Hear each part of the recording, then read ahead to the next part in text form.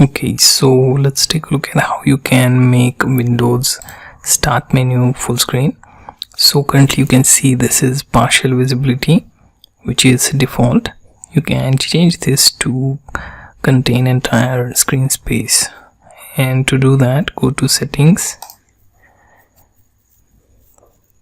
Okay, now what we will do is we will find start menu options.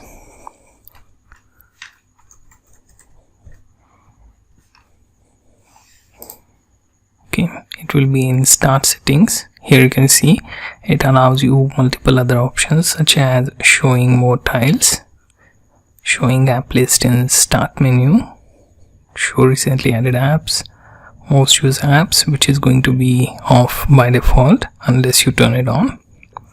Then there is also suggestion specific option for start menu. Then there is also option for full screen, so simply select this one. Okay, then go to the menu, and here you can see it shows full screen start menu.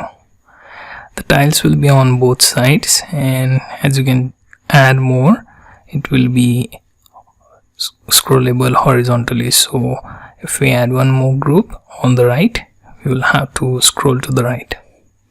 So if your start menu becomes bigger, then turn this option on and save it.